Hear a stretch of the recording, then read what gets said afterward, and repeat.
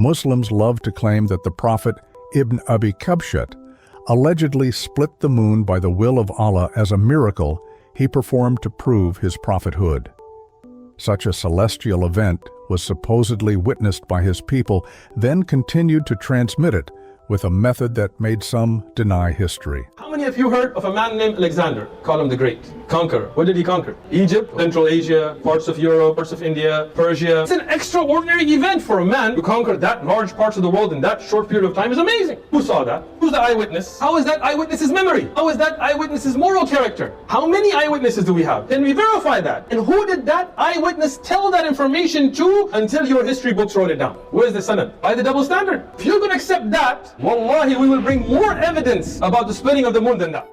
I'm only here to read the Quran, explore some of the endless books that explain the clear message of Allah, and share a few thoughts. To see how much of that claim is actually true, and most importantly, see how much Sheikh Uthman and his fellow Dawagandists do know about their scriptures or choose to lie deliberately.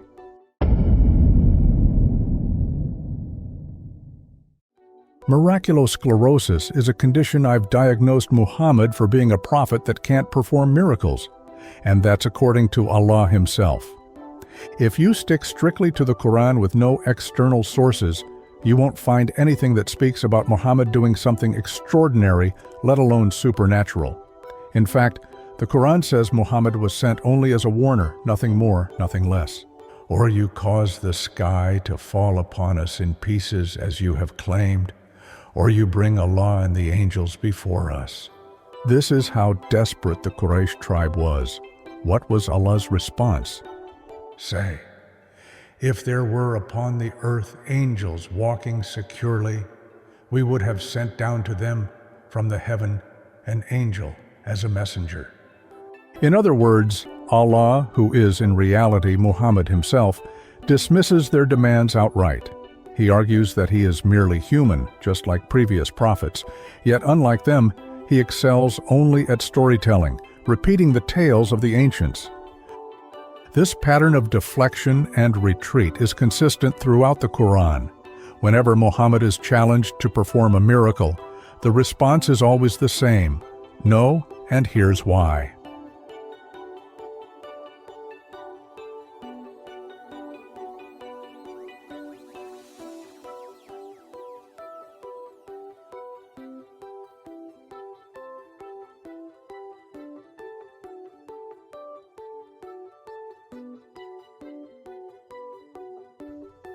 Each deflection comes followed by either pointing out mundane, observable phenomena as if they were divine signs, issuing childish challenges to cause distraction, or resorts to fear tactics.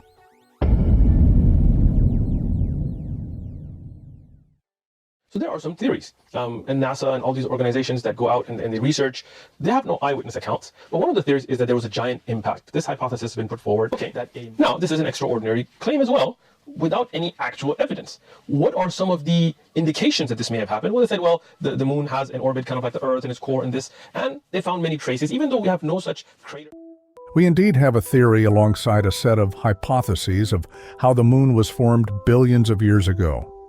A scientific theory isn't a mere guess. It is a well-supported explanation with a series of evidence that can vary from observable, mathematical models or physics laws, depending on what field we're talking about. Science acknowledges when something is still uncertain. When a hypothesis accumulates sufficient supporting evidence and withstands rigorous scrutiny, it is elevated to the status of a theory, the highest level of scientific understanding. The fact that you don't understand the evidence or don't know how to examine it yourself does not mean there's no actual evidence. Without any actual evidence. Unlike Islamic institutions which suppress skepticism, ban doubt, and use fear to discourage critical thinking, science welcomes and even cheers skeptics and those who challenge most recent discoveries in order to improve. Has been merged back together. And one of the evidences that you can find for this, as you will see in the picture now, are these ridges, which are called rima meaning grooves, right? And there is the rima artedias, which is 300 kilometers. In fact, all across the moon, in different places, you will find these cracks. I didn't expect Sheikh Uthman, being one of the front heads in the Dawah scene, to repeat such a dilapidated argument. Dear Muslims, it's not a conspiracy by the evil West. Those images simply have nothing to do with the moon splitting then rejoining, specifically in 616 CE or 1400 years ago. Lunar rills, as far as we know, are either formed when the moon was still volcanically active, meaning a few millions, if not billions of years ago, or from large impact events. In history, we're told about the 7 wonders of the ancient world, 7 marvelous, extraordinary wonders that were there in the ancient world. One of them is still standing, and that's the pyramids in Giza. So that one we can go look at, no doubt. But the other 6, we have no actual evidence for. In reality, there's no physical evidence of them at all. So why do we teach them in history? Why do we accept them? Because we do have some oral traditions. We don't have any written first-hand reports of them. We have no physical evidence of them. But based on many oral traditions, most historians would agree that they did exist. The temple of Artemis, the statue of Zeus in Olympia, Greece. Again, none of that stands today. We have no first-hand eyewitness accounts, but from oral traditions about having seen these places, we believe they existed. The lighthouse of Alexandria, something insane. Look at the picture that you have. And these are all artist renditions because we don't have any actual pictures. We didn't have cell phones or Canon cameras to go out and take pictures of them.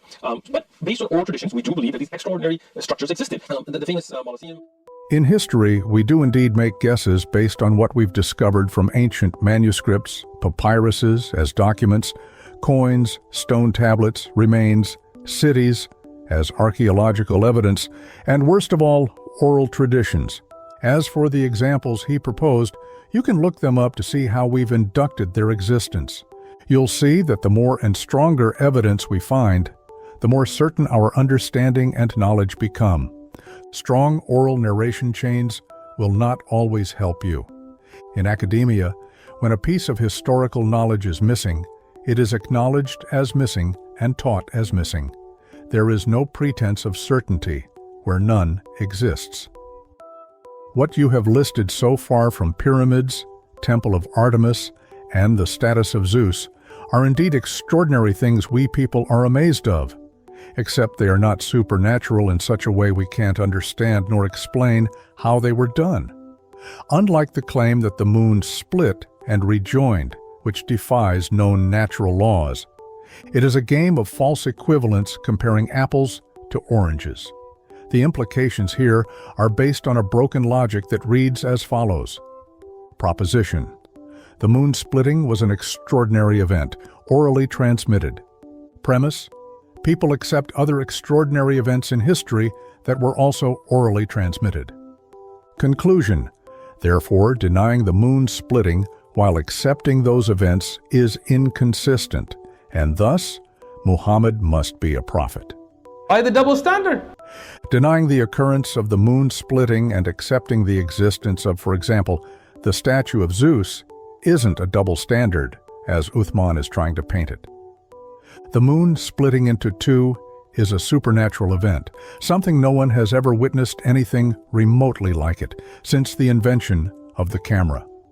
Comparing it to ancient wonders is a false analogy because structures are natural, explainable feats of engineering. Even then, historians scrutinize records, filtering out exaggerations and mythical elements to separate fact from fiction. And so comparing it to, say, the theory of how the moon came to be is a false analogy from several aspects. Most important one is the implication that comes with each belief and its repercussions. حكما يمكن انشقاق القمر، هذا الذي ينكر انشقاق القمر ينكر معلومة من الدين بالضرورة، فإذا بين له وانتفت الموانع قد يصل الحكم عليه إلى الكفر. Denying necessary knowledge of religion is the very definition of apostasy within the Islamic institution, and according to the Prophet Muhammad, apostates can expect a very thorough dental cleaning with a sword. What blurs the distinction between the extraordinary but natural and the supernatural for Muslims is Islam's own definition of a miracle. Know that a miracle is an extraordinary event that is accompanied by a challenge free from opposition. It is either a physical or an intellectual one. Due to the fact that none of the large-scale miracles that are attributed to Muhammad do not have any verifiable evidence other than oral traditions, that definition was put to make the Quran seem as a standing miracle. It also creates a confusion between extraordinary and supernatural leading to incorrect reasoning as we've seen so far.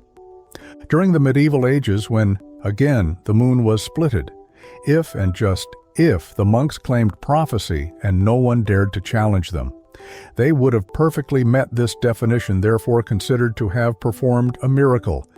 But the question remains, would Muslims acknowledge them as prophets?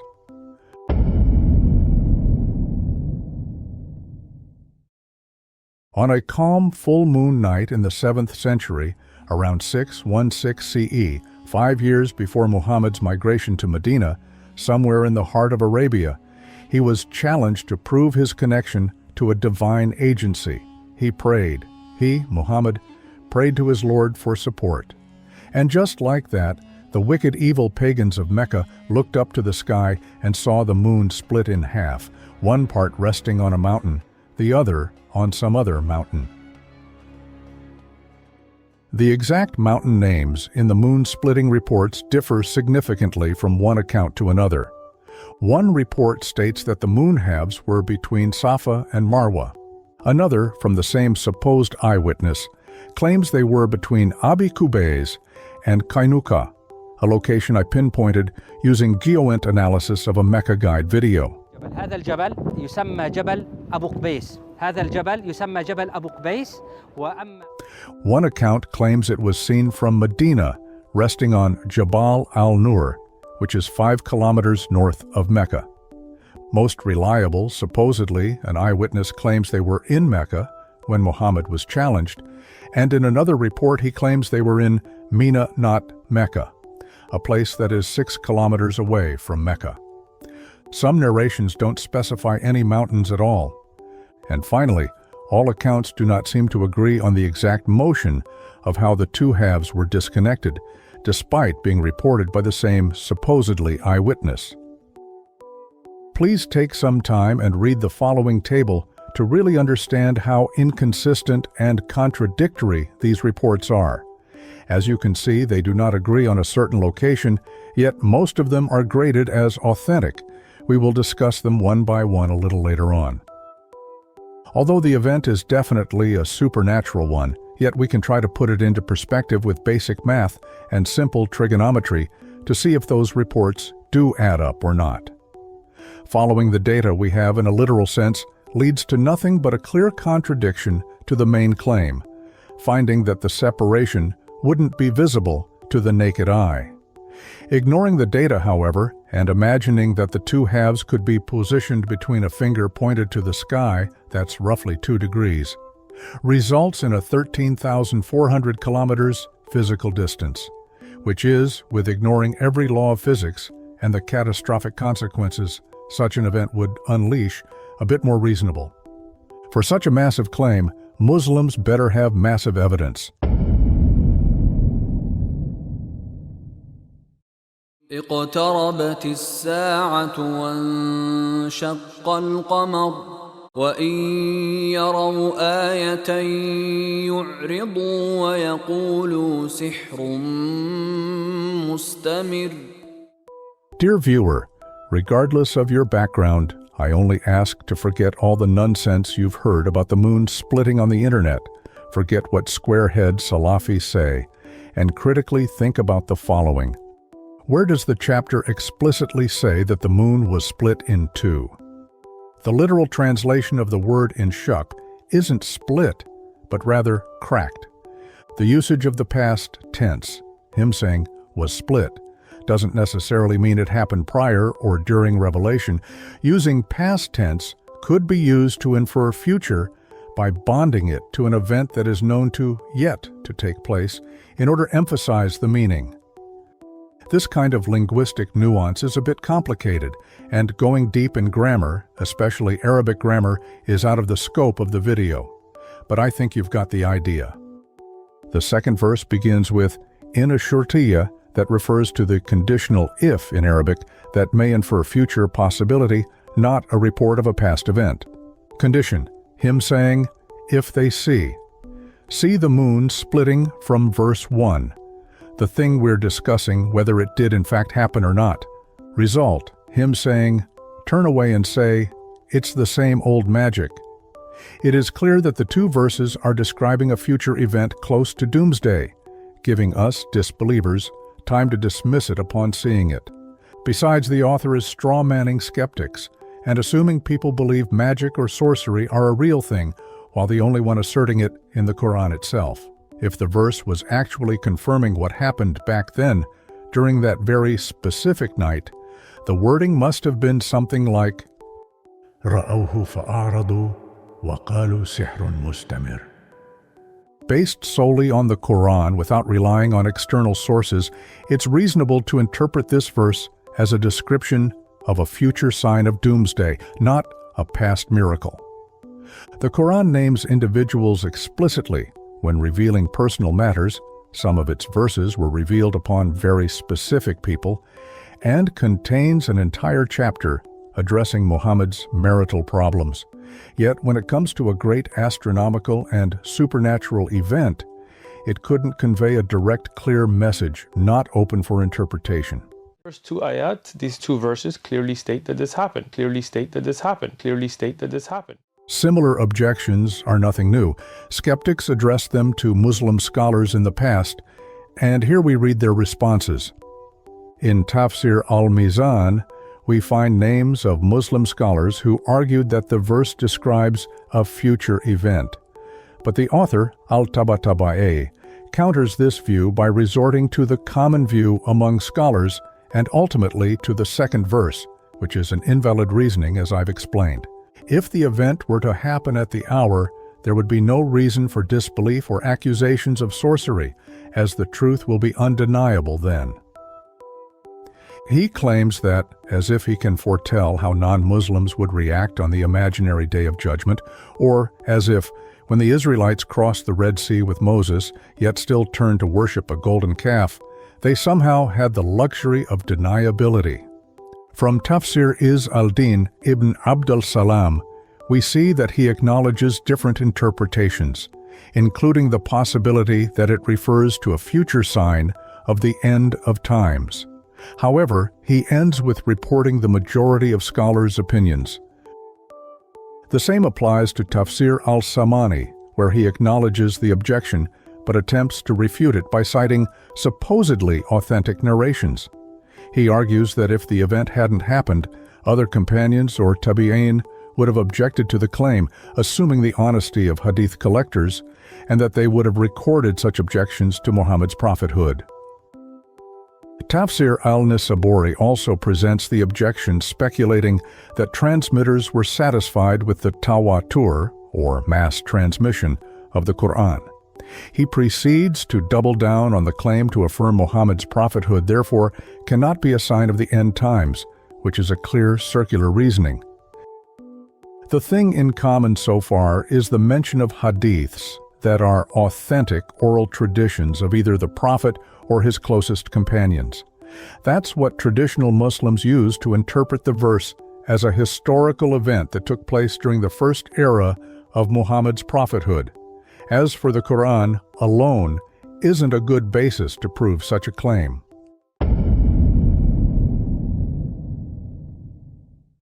In 1969, Commander Neil Armstrong and lunar module pilot Buzz Aldrin landed the Apollo lunar module Eagle for the first time in human history on the moon. Countless people around the world recorded the event, sharing the same exact details. It was reported by hundreds of journalists, scientists, engineers, and eyewitnesses. Those records were transmitted through generations till this day for us to learn about such a great historical event, and denying such a fact would make you look like a fool. People in the 7th century didn't have the luxury of cameras, mass media, or even widespread literacy. As a result, they relied primarily on oral transmission to pass down events. But this created another challenge: how to distinguish truth from fabrication. To verify whether an event was credible, they checked if it was widely reported or not, if it's mutawatir or not. A mutawatir, or a frequent report, is a narration that has been transmitted by a group of narrators from another group in such a way that it is impossible for them to have conspired to lie across every level of the chain of transmission from the beginning to the end. Their reliance is on direct sensory perception, such as seeing or hearing, rather than on reasoning or personal judgment. In other words, they convey to us a report they have witnessed or heard firsthand, rather than something based on interpretation or opinion.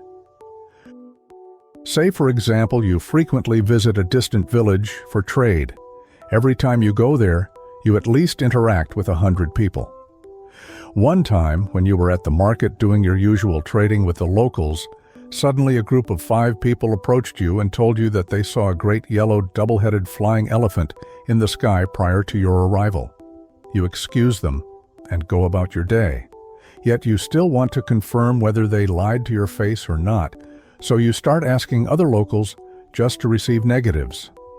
You ask more people from the ups and downs of the village, yet to your surprise no one has seen such an imaginary creature around.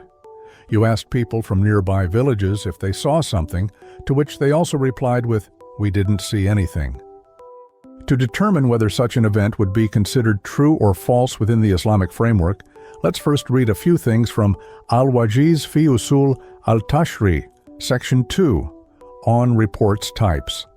We learned that scholars classified reports to 3 types, ones that are definitely true, such as the existence of the Roman Empire. Reports that are neither definitively true nor false, for example, me claiming to have contact with an ancient psychic tandem war elephant. Finally, ones that are definitely false. Under first issue, reports that are definitely false, we find a list of criteria for identifying false reports. The most relevant to our discussion is the 7th criterion.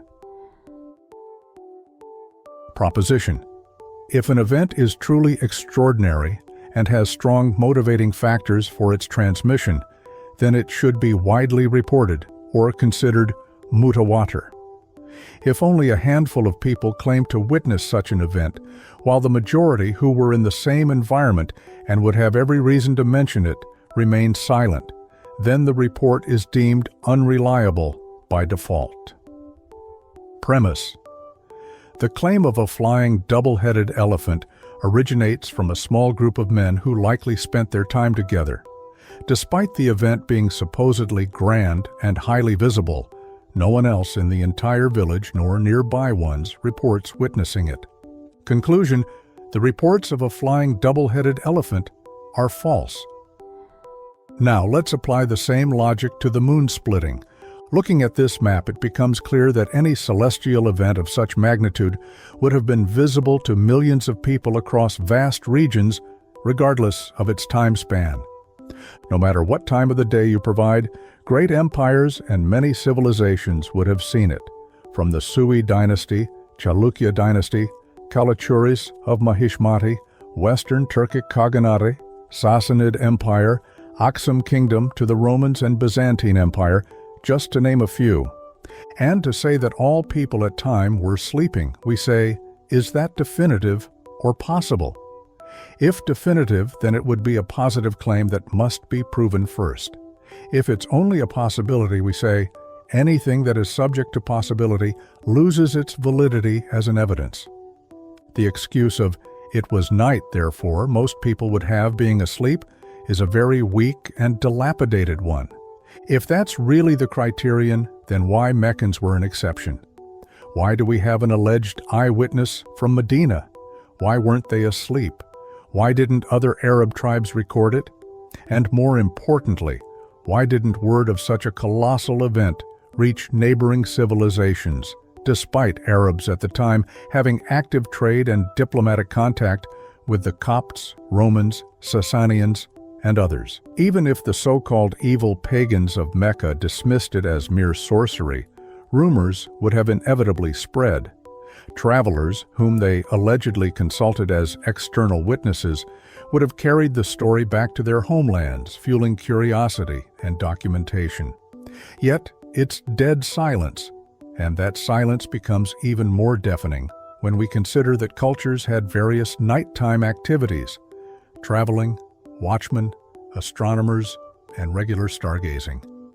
And since it was a full moon night, if the event occurred late at night in Mecca, countless people across the world would have witnessed it, as the moon would have been clearly visible during civil and nautical twilight, regardless of whatever time you provide. For the sake of argument, let's give Muslims the benefit of the doubt.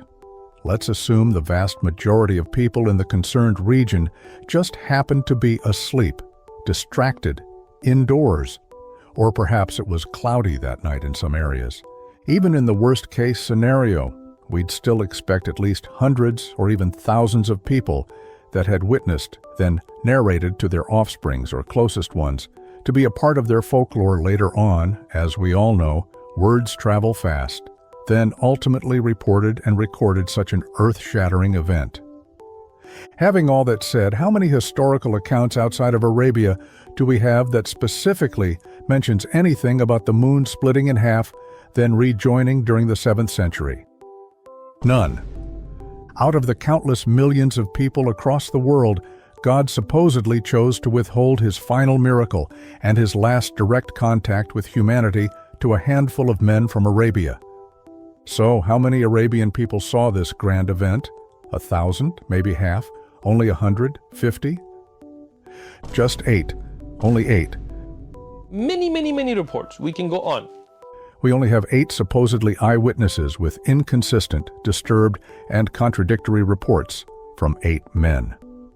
Applying the same logic as before, the Muslim claim about the moon splitting, historically, logically, and even by their own standards, collapses when examined on a global scale or just outside of Arabia. If such an event truly occurred, we should have found at least 10 to 100 records of any sort outside of the Arabian Peninsula. Thus, by every reasonable measure, this is a definitively false account. Here, a question that was asked by a fellow Muslim that must have done the same kind of math as we did just to resort to the same exact result.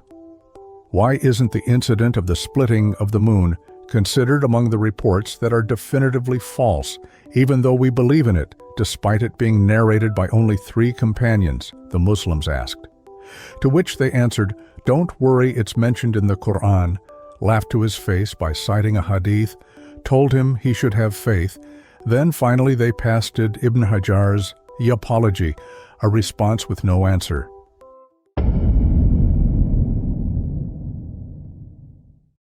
The Muslim argument for tawatur, the idea that this event was widely witnessed and undeniably true, rests on narrations that trace back to only 8 individuals, all of whom were Muhammad's closest companions. All these supposed accounts can be found in major commentary books or hadith collections. This moon league is Anas ibn Malik, Abdullah ibn Abbas, Abdullah ibn Umar, Jubair ibn Mat'am, Hudhayfah ibn al-Yaman, Ali ibn Abi Talib, Abdullah ibn Mas'ud, Abdullah ibn Amr ibn al-As. Before taking a closer look, what makes you think 8 men who spent most of their lives together, shared the same interests, and had every reason to support each other, would be immune to bias and fabrication? More? Let's give you more. Anas ibn Malik. Anas ibn Malik, the interesting thing about him is he's born in 612 and he dies in 711. And he's from Medina. And he, in Sahih al-Bukhari, he also witnesses this event. He also witnesses this event. He also witnesses this event. So that means the people of Medina were also witnesses to this event. Anas ibn Malik was born 10 years before the Hijrah, meaning he was only 5 years old when the alleged moon splitting took place. This explains why he never claims to have witnessed it himself. Instead, he merely reports the claim. Now, if the Muslim apologetic excuse for why millions didn't see the moon that night is that they were asleep, then what stops Anas, a little child, and his people from being asleep as well? Either way, having that said, his account cannot be reliable. What makes this even more problematic is that Anas' report claims the moon halves were positioned between Jabal al-Nur, 5 kilometers away from the mountains, named in other accounts. This could be excused as a reasonable error, if and only if Anas had binoculars and if the earth is flat. Simple math shows the maximum visible distance from Medina's highest point is only 120 kilometers, making any claim tying the moon's position to a Meccan landmark definitively false.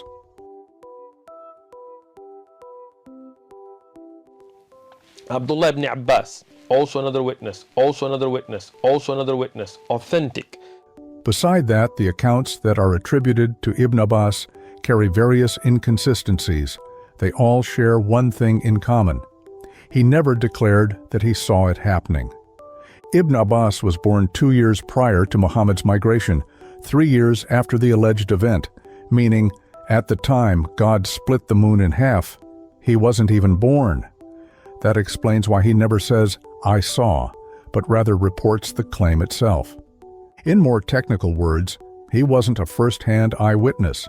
He most likely heard the legend years after and decided to pass it on.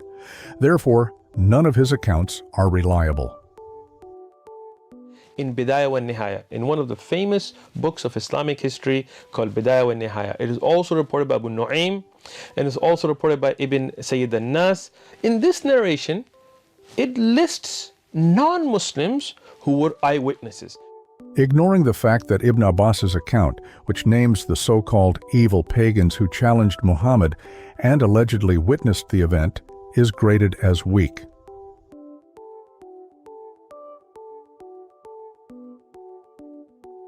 Let's assume for a moment that it wasn't. Even then, it remains nothing more than an unverifiable claim. It's like someone claims that he saw a dragon as he was young. Then he tries to support his claim by saying that his grandpa was with him, whom he also saw. The catch is, grandpa is dead. Beyond that, his reports are riddled with contradictions. He names completely different mountains where the halves of the moon supposedly rested. He describes different motions for how the moon split apart. He even contradicts himself on who initially challenged Muhammad. Was it Mecca's pagans or its Jewish rabbis? With all these discrepancies, how can anyone take his account as authentic? We have Abdullah ibn Umar, who was the son of Umar ibn Khattab, famous companion, also an authentic narration. Wahb bin Jarir narrated to us from Shuba, from Al-Amash, from Mujahid, from Abdullah bin Omar, regarding the verse, "The hour has drawn near and the moon has split." He said, "This indeed happened during the time of the Messenger of Allah. The moon split into 2 halves. One part was in front of the mountain, and the other was behind it. Then the Prophet said, 'O Allah, bear witness.'" The same comments can be made about Ibn Umar. None of his accounts have indicators of direct censory. He joined Islam as a little kid. He migrated with his father before even hitting puberty. Meaning, when the moon allegedly split, he was at best 5 to 6 years old, yet another child. As for the narration chain, we see the name Shuba, a highly respected narrator with a strong reputation. However, biography evaluators have noted that he had a tendency to mix up names, something I need you to keep in mind. So far, Muslims are relying on little kids to narrate a story of cosmic proportions. Even Ibn Kathir seems to have noticed the issue, labeling these reports as mursal, meaning they lack direct eyewitness testimony. To salvage them, he assumes the narrators must have heard it from a major group of other companions, but this is pure conjecture. وَمُرْسَلٌ مِّنْهُ الصَّحَابِيُّ سَقَطْ وَقُلْ غَرِيبٌ مَا رَوَى رَاوٍ فَقَطْ. Before we move forward, let's consider a simple question. Do you think 4 or 5 men living in the middle of Arabia could conspire to lie or fabricate a certain story? If no, what makes them immune to deception or bias?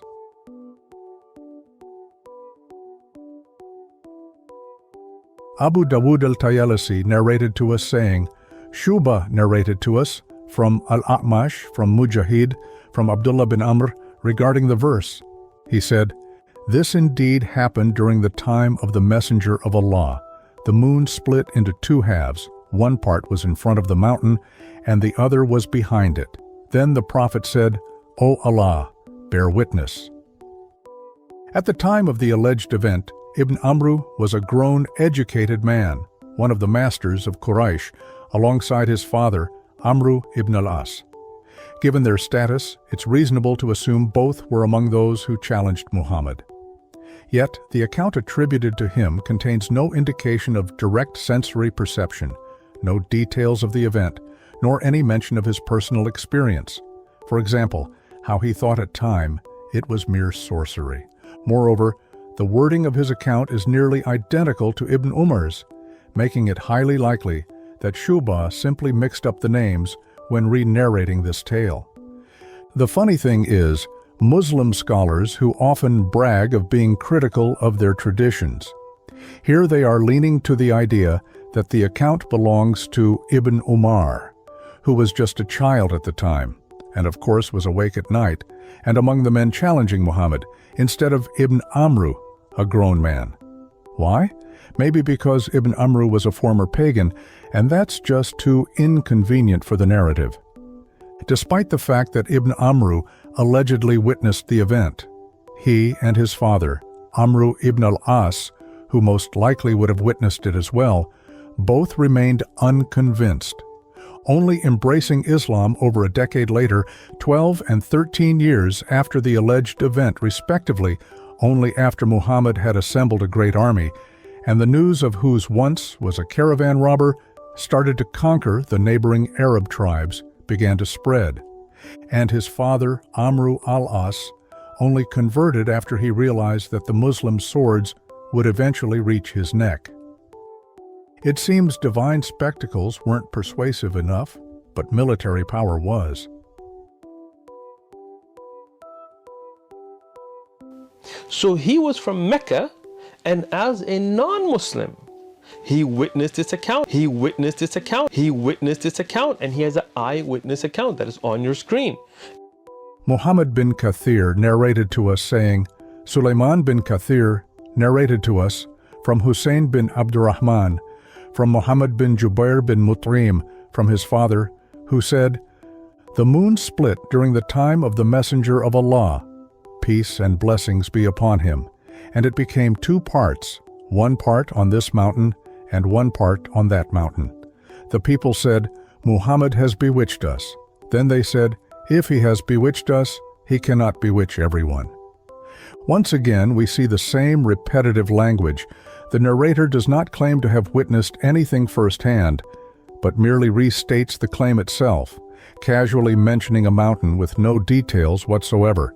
Jubair was one of those who converted to Islam forcibly, as he was one of the people Muhammad freed after the conquest of Mecca, meaning he saw the miracle with his pair of eyes, yet never praised Muhammad until he saw him with a fully armed army.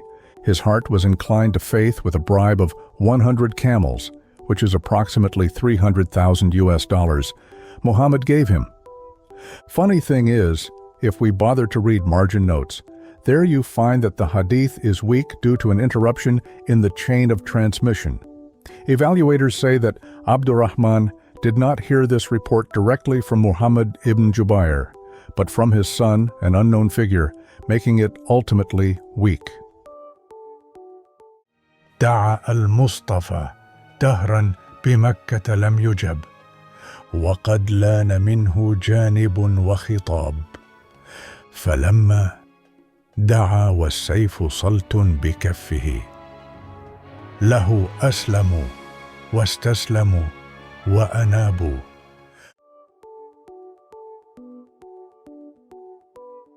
Hudayfa ibn Yaman, he was also a companion of the Prophet Muhammad, peace be upon him. We have the exact same details, father, mother, children, where he lived, how good was his memory. Abdullah bin Habib Abu Abdurrahman al-Sulami narrated, "I went with my father to the Friday prayer in Al-Mada'in, and between us and it was a farasak, a unit of distance. Hudhaifa was the governor of Al-Mada'in. He praised Allah and glorified him, then said, 'The hour has drawn near, and the moon has split.' Indeed, the hour has drawn near, and indeed the moon has split." Now notice something important. The account is for al-Sulami, who heard Hudhaifa preaching in Medina years after the alleged event. Hudhaifa doesn't seem to claim that he personally witnessed it. Instead, he most likely had been passionately reciting the verse, using the past tense for rhetorical emphasis, making it more impactful for his audience.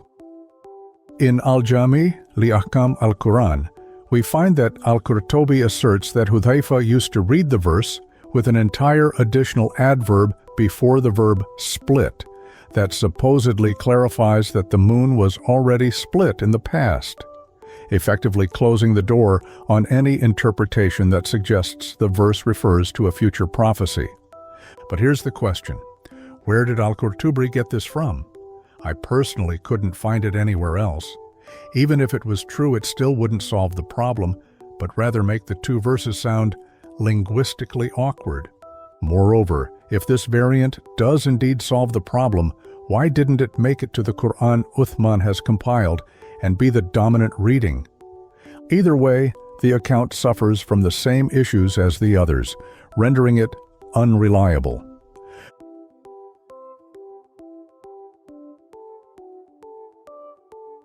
I won't even bother discussing Ali's account.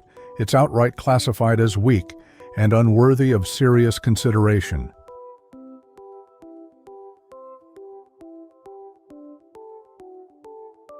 We have the narration from Ibn Mas'ud. Ibn Mas'ud is one of the companions of the Prophet Muhammad, peace be upon him.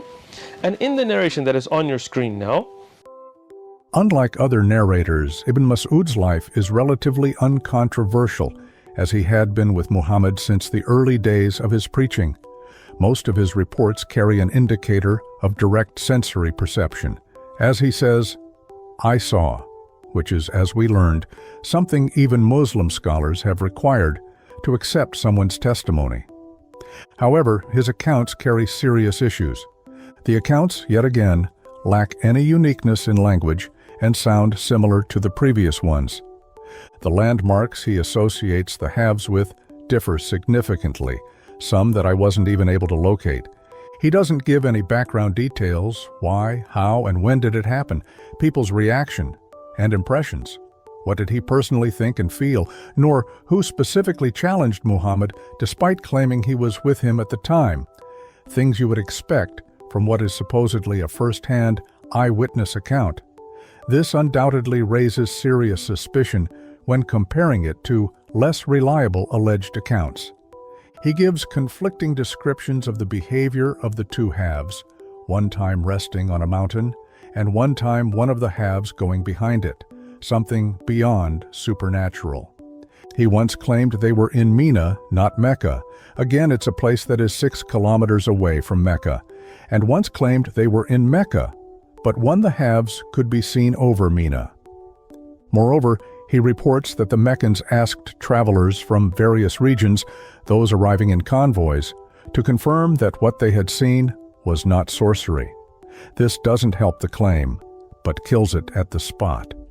If the event was truly only visible in Mecca, as apologetics say, why would they need external confirmation? How come they received a positive? If a convoy that headed from Al-Sham to Mecca was asked, this suggests that the Romans, who controlled Jerusalem at the time, should have seen it as well. And if those convoys did in fact see it, why didn't the word spread to neighboring civilizations? At this point, we are left with only Ibn Mas'ud testimony, perhaps 2 more if we choose to be more permissive. by the double standard.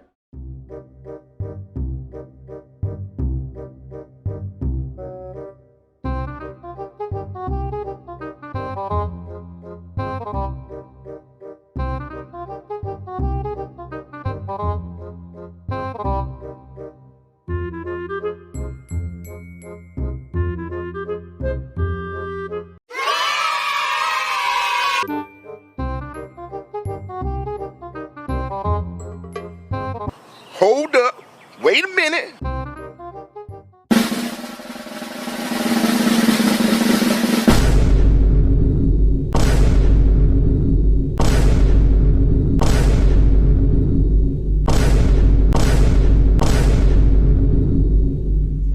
By the double standard.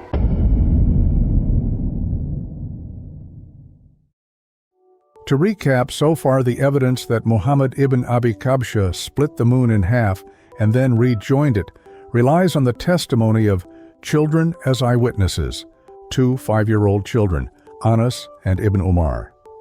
Ibn Abbas, who wasn't even born at the time, strangely providing more details other than any other account, and even say that it wasn't a split, but a mere lunar eclipse. Unconverted pagans. None of the pagans that supposedly witnessed the event gave out any meaningful information, their perspective, impression, how it unfolded, nor shared their reactions at the time. More suspiciously, none of them converted out of faith after allegedly witnessing a miracle, only joining Muhammad years later when his military power had grown. Unreliable and weak narrations. The reports attributed to both Jubair and Ali are classified as weak, making them unreliable by default, unless one starts accepting weak narrations. Hudhaifa's account is anything but first-hand testimony. He merely reiterated the claim during a sermon, meaning it cannot be treated as an eyewitness account. Contradictions and missing details. The accounts are inconsistent and even self-contradictory, varying in location, description, and the movement of the moon's halves, even when coming from the same narrator. None of the reports contain explicit sensory indicators, personal reactions, or any details of when, how, and why the event supposedly took place. Ibn Mas'ud's testimony. Ibn Mas'ud appears to be the most reliable eyewitness, explicitly claiming he saw the event. However, his narrations shift the location to Mina, 6 kilometers away from Mecca, contradicting the mainstream legend. He also states that the Meccans sought external confirmation from travelers, contradicting the apologetic claim that the miracle was only meant to be seen from Mecca. Strangely, none of the former pagans who later converted and allegedly saw the event mentioned this crucial detail, creating a symmetry between the accounts. The Quranic verse itself. The verse in Surah Al-Qamar is vague and open to interpretation. It does not explicitly describe a past event. This only becomes apparent after reading the weak and contradictory narrations attempting to reinforce it. Lack of external evidence. If the event was real, it would have been a semi-global phenomenon visible to neighboring civilizations with better record-keeping traditions. Even if the Meccan pagans dismissed it as sorcery, news of a sorcerer that was able to split the moon in half would have been flown beyond Mecca. Yet, all the reports originate from Muhammad's immediate circle, increasing the likelihood of bias or outright fabrication. If this is the ultimate proof Muslims are able to provide as an unshakable evidence for the myth of the moon splitting, we say the evidence of Moroccan people seeing Muhammad V face in the moon is much stronger and more reliable. على سطح القمر يعني معلقين بودا طلعنا كلنا نسطح كنشوفوا صورة محمد القميص والقمر كنشوفوا بالطرش ديالو بالقبة ديالو محمد الخامس والقمر طلعنا للسطوحة في الليل كنشوفوا القمر يصوروا لنا أن محمد الخامس جالس بالطربوش هذاك الطربوش الوطني وأنو زغريد وأنو حيي وأنو قيال مالك. Arguing that the Sahaba are too righteous to lie or fabricate a story of such magnitude, thereby fulfilling the second condition of tawatur, and then asserting that 2 or 3 people constitute a group, thus satisfying the 2 conditions, only to conclude that the event is mutawatir, and therefore unquestionably true. All of that is just a matter of circular reasoning. From an outsider perspective, outside the circle of Islam, it's not an impossibility for 1 to 3 Bedouin men to fake a story that would magnify their leader's influence. The likelihood that a small group of 2 or 3 Bedouin men that were profiting from war expeditions through concubines, slaves, gold, and other spoils fabricated a story to praise their leader is way more probable than the idea of the claimed supernatural event. If a man in the 1800s was able to fool thousands that grew to millions a little later on that he is a prophet chosen by God, to which many have testified. Now imagine what a man in 7th century Arabia, with a slightly higher IQ could have done, and what his followers would have said about him. A man's reputation does not guarantee the truthfulness of his words.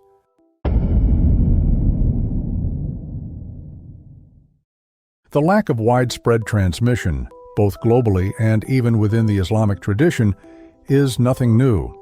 As I've pointed out before, some scholars have acknowledged the issues with the available accounts and recognized that they fail to meet the standards Muslims themselves have set for tawatur. In Al-Mahsul fi Ilm al-Usul, Fakhr al-Din al-Razi, under Section 3, account that is definitely false. He discusses that if an event had truly occurred, it would have necessitated mass transmission, especially if it were a religious obligation or a major extraordinary event. But he then counters with a lengthy explanation that ends with examples of religious matters that were not mass transmitted, ultimately listing the moon splitting, food multiplication, and water flowing from Muhammad's fingers as great events that failed the test of mass transmission. Anticipating the counter-argument that the Quran itself mentions the moon splitting, al-Razi dismisses it, saying, "We do not accept the exception of transmitting the Quran because the Quran, being a miracle, is something only known through reasoning, while miracles are known necessarily." In other words, he argues that miracles must be self-evident. As for the moon splitting in half, it must be widely known, not something inferred through religious texts. In Al-Mustafa for Ulum al-Usul, we find the same apologetic response that your average dawah-gandist would give today. After a long-winded explanation trying to justify why the event isn't widely reported, the author ends with two words that summarize everything. Thus, it wasn't mass transmitted.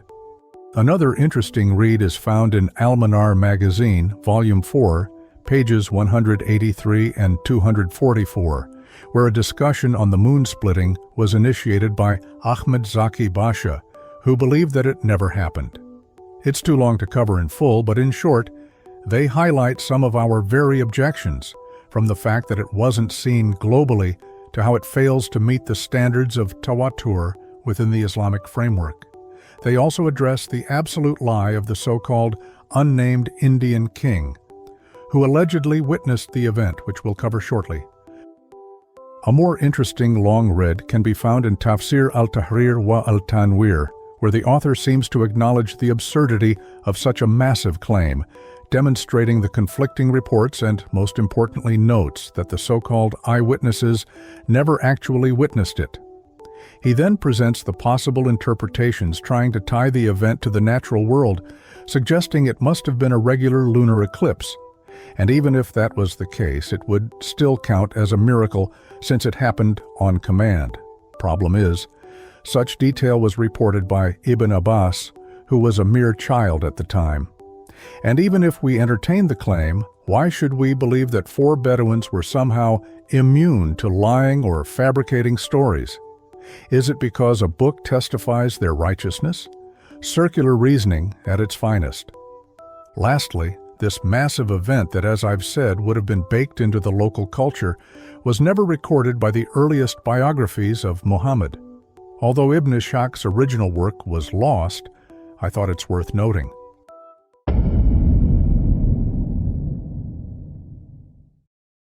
By a king of Kerala, of southern India, that saw this, and later when he met Muslims, he became a Muslim. Now, from minute 23:20 onward, Sheikh Uthman speaks about an unnamed Indian king who allegedly witnessed the moon split, later met Muslims, and converted to Islam.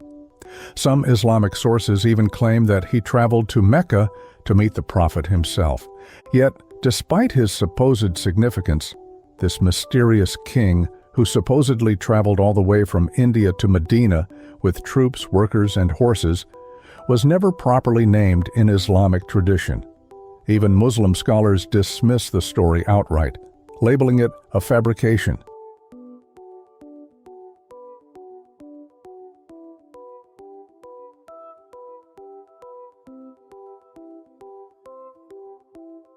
As for Chisat Chakrawarti Farmad, a closer look reveals that Dr. Friedman lists several historical timeframes, and none of them align with Muhammad's era, let alone mention the moon splitting in 616 CE. The intention of this article is to present a tradition which is almost unanimously rejected by modern historians, but seems to be popular among the Muslims of Malabar, Friedman writes. As for the figures often cited to support the tale, Herman Gundert, Duarte Barbosa, João de Barros, and Diogo de Couto, they were all 14th century figures who merely recorded local folklore. Looking at the Book of Duarte Barbosa, page 42, where he begins documenting the alleged story of this king, we see he starts with, "They say." Where's the sanad? A clear indicator that the origins of this tale are entirely anonymous. Reading the footnotes only makes the fabrication even clearer.